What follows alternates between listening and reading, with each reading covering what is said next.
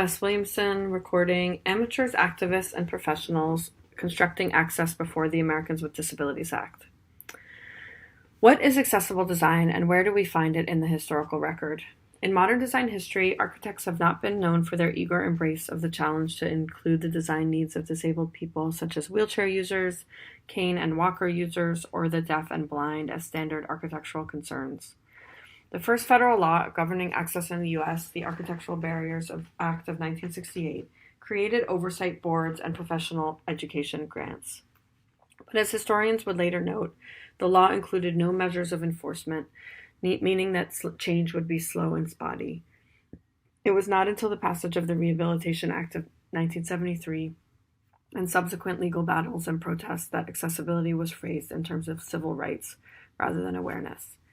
Access was and still is something that is easy to support but hard to define in practice. The devil was truly in the details as organizations claimed a commitment to helping the handicapped, but neglected or actively resisted the mandate to change their physical space. In this paper, I make an argument that accessible architecture did not originate solely with these laws and ensuing resistance in the 1970s and 1980s, but instead with less chronicled areas of architectural knowledge based in caregiving and activism. Specifically, I'll focus on the work of medical and home design specialists, predominantly women educated in such fields as home economics, rehabilitation, and occupational or physical therapy, who developed assistive and adaptive technology. Further, I'll show how this adaptive and customized design approach practiced that in rehabilitation also influenced architectural activism in the 1970s and 1980s, leading toward the period of the ADA. In exploring this work, I'm seeking to consider how and when disability appeared as a consideration within modern design practice.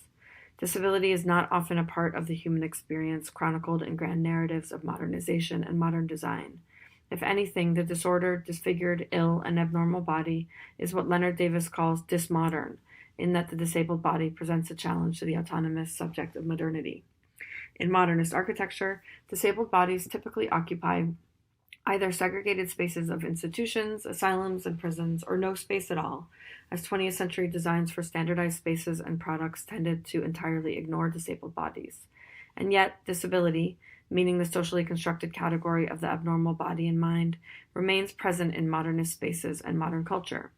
In an anthology to be published this summer, Elizabeth Guffey and I argue for the persistence of a design model of disability in modern Western culture, one which prizes technological and planned material approaches to treating disability. Akin to the social and medical models of disability, design, we argue, is an approach in itself that defines disability as a phenomenon of the built environment and one that can be eased or exacerbated through physical design. I'll argue today that the professions of domestic and medical care define disability in terms of design in a period when disabled citizenship was closely tied to the ability to perform, quote, self-help. In other words, to show willingness to use medical and technological resources to include themselves rather than be included in public life.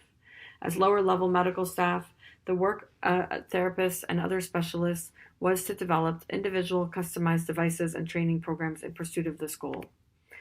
Their work often showed negotiation between expectations and reality when it came to rehabilitation and disabled people's ability to integrate into an inaccessible society. It also provides a case example for considering design methodologies outside of the standardized, professionalized notions of production, and therefore is significant to piecing together a history and a future of accessible architecture. The work I'm examining today largely took place within the field of rehabilitation, an emerging industry in the post-World War II U.S. that included medicine, therapy, social work, and psychology. Rehabilitation has origins in earlier practices treating the body and mind, and that were consolidated as a specialized field of medicine in the 1920s to the 1940s to respond to two world wars, the polio epidemic, and increased attention to industrial and automobile accidents. This chart from a U.S. government survey in 1954, for example, showed that of the 39 centers surveyed, 28 had opened after 1940. This practice was one rife with material encounters, in a world with virtually no accessible infrastructure as we know it. Today, medical specialists prepared their patients for life outside the hospital through a combination of training and technological intervention. At the New York Institute for Physical Medicine and Rehabilitation, for example, the leading figure in rehabilitation in the U.S., Howard A. Rusk, constructed virtually every aspect of rehabilitation treatment around products and environments of daily life. Rusk's vision for rehabilitating what he called the whole man relied on a staff of dozens of women as nurses, physical and occupational therapists, and other rehabilitation specialists. In part of the institute called the Self-Help Shop, occupational therapists such as director Muriel Zimmerman, pictured here on the left, worked with disabled patients as well as former patients, now workers, to select and make tools of everyday life.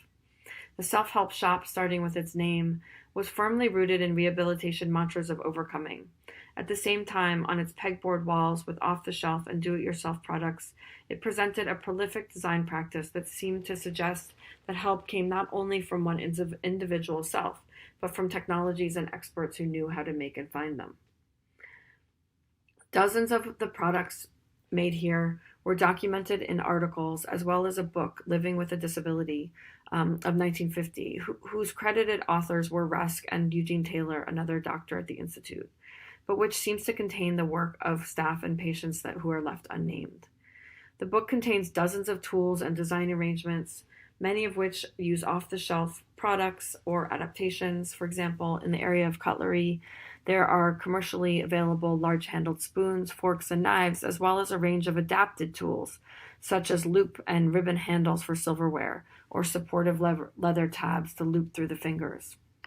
In the shaving section, electric and straight razors are fitted for hands and fingers, as well as a prosthetic arm. Here, too, loops, fabric, and leather straps and handles adapt existing products. Writing about the Self-Help Shop, Zimmerman identified a participatory design process. Some of the most active men in the shop, she wrote, made not only their own braces and soldered handles, but also helped others. These men, she wrote, were the, quote, disabled pioneers, skilled workers who were, quote, making use of mechanical devices to live a full and functional life, unquote. For Zimmerman, it was not the lack of skill or technical possibility that prevented disabled people from accessing useful technologies, but a matter of social priorities. She echoed Rusk's own writing when she noted that, quote, more progress has been made in the field of replacing human motion by machinery than in the area of assisting impaired function, unquote. Thinking in terms of the design model of disability, we may consider Zimmerman's statement to define disability as the outcome of misplaced technological priorities, which valued automating machinery rather than the customized work of occupational therapy.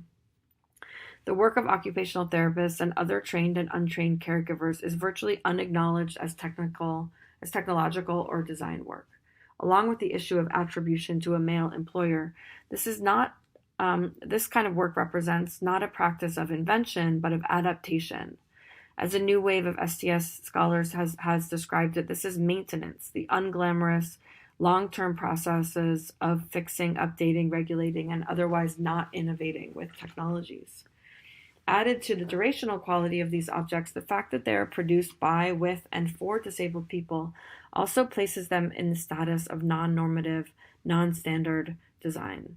In recent times, designers such as Sarah Hendren have suggested the category of design for one as an alternative to the search for one-size-fits-all products. But in the post-war era, these pages that depicted a series of options rather than a singular outcome do not readily fit within the simplified forms of modern industrial design, nor were they perceived as marketable for a mass audience. Nonetheless, we may locate design methodology in the work of occupational therapy that preceded standard practices of accessible design. The field of rehabilitation medicine grew significantly during the post-war decade, with hospital departments and standalone clinics providing the kind of practical training and equipment that Rusk had emphasized in New York. Some sites, such as the Rancho Los Amigos Hospital in Los Angeles County, focused entirely on polio and received generous funding from the March of Dimes to build research complexes that studied robotics and other forms of mobility technology. In Chicago, the major provider of medical rehabilitation, the Rehabilitation Institute of Chicago, or RIC, also became a site of advocacy for accessible architecture and disability rights, providing a link between the professional work of rehabilitation in the post-war era and the emerging politics of accessibility in the 1970s and beyond. The history of RIC reveals many similar techniques and the language of rehabilitation to Rusk's practice in New York. Dr. Paul Magnuson, a surgeon, founded the Rehabilitation Institute in 1954 with the goal of, quote, the restoration of the handicapped to the fullest physical, mental, social, vocational, and economic usefulness of which they are capable. Vocational training here included hands-on work such as wood and metal shops, a full kitchen and apartment-like spaces, and both job training and entertainment spaces, a beauty parlor, photography darkroom, and pool table. RIC initiated a project in 1972 called Access Chicago, in which staff and volunteers, many of whom were former patients, worked to influence the city's government and public institution to improve access. The Access Chicago project was spearheaded by Helen Goodkin, a researcher who presented similar rehabilitation language to the other sites that I've mentioned, but also suggested awareness of new forms of advocacy. Over time, in the 1970s and 1980s, Access Chicago increasingly emphasized the expertise of disabled people and shifted from the medical center's onus to the non-hospital world in a community-based information resource. From 1976 to 1982, Access Chicago published 3 booklets that surveyed basic levels of public access in businesses, schools, and government and cultural institutions. The booklets provide an artifact of the shifts in voice and tone over this time. The first booklet, A Resource Guide for the Physically Handicapped of Chicago, was presented in the voice of the Medical Institute, with an emphasis on bringing, quote, awareness to local businesses and builders. By 1978, however, the guide was subtitled simply A Guide to the City, suggesting an audience of users rather than site builders or business owners. The second booklet is smaller and pocket-sized, also suggesting individual usability.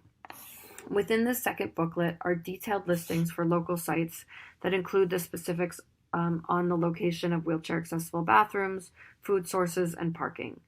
A decade after the passage of the Architectural Barriers Act, it measures also the unevenness of access in most U.S. cities. The guide noted that the expected width of doorways would be 28 inches wide, rather than 32 inches in new access codes. Curb cuts, which had been part of the Chicago Building Code since 1974, were, according to the guide, quote, with very few expectations, always a problem, unquote. Changes in the Access Chicago guidebooks trace a shift from expert to consumer and from non-disabled advisor to peer-to-peer community-driven advocacy. Much of this shift can be traced to the involvement of Jack Catlin, an architect and wheelchair user who took up the direction of Access Chicago in 1975 or 1976. Catlin's involvement moved the mantle from the feminized social and medical arena of rehabilitation to the realm of a former patient, in this case, one who brought his own expertise in design. Catlin was treated at RIC after a spinal cord injury during his last year of architecture school at the Southern Illinois University, so his disability significantly shaped his practice as an architect. He directed Access Chicago through the early 1980s, while also developing his practice as an architect. As the third booklet tells us, Catlin oversaw a change in the program from operating within RIC as well to being embedded in a new community-based organization. The 1982 guide looks quite a bit like the 1978 one on the cover. It's a bit larger, but with the same bright red background and white international symbol of access and the words Rehabilitation Institute of Chicago below. But inside, the text indicates that it was produced by Access Living, a new organization that was founded in 1980 by Marka Bristow, a young paraplegic woman and wheelchair user.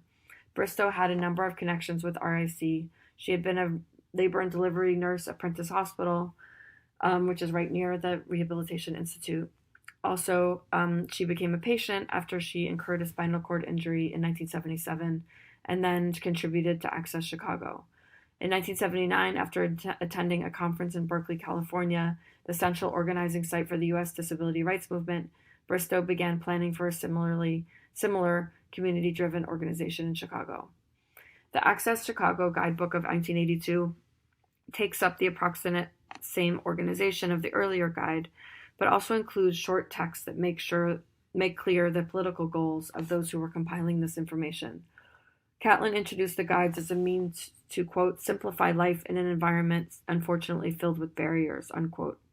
The stakes were clear. Quote, with this guide as a resource, we encourage you to take to the streets, unquote, wrote the editors.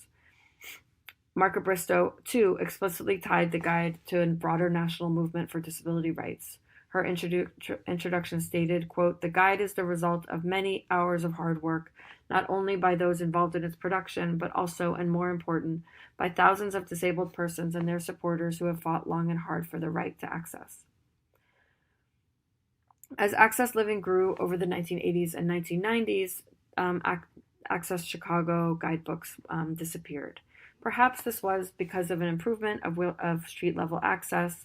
Perhaps the political advocacy of Access Living supplanted its work on the ground, surveying and documented access.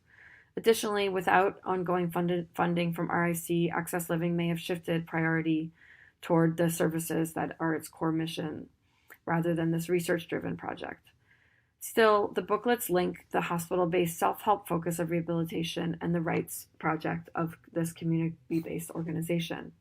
As we trace the history of accessible architecture, including those figures outside of the formal professions of design, we can amend the idea of access as a struggle between architects and activists. Instead, we might consider the practices of accessibility, from custom individual designs to the scale of city planning, as part of the work of less recognizable but less recognized fields, including occupational therapy, social work, activism, and caregiving.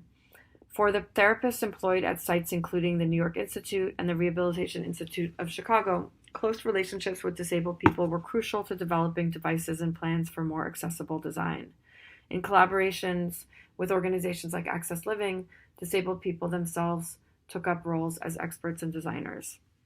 These practices also provide historical backdrop to current interventions that challenge the notion of access as an architectural checklist, instead valuing a range of expertise, including the lived experience of disabled people and multiply marginalized groups.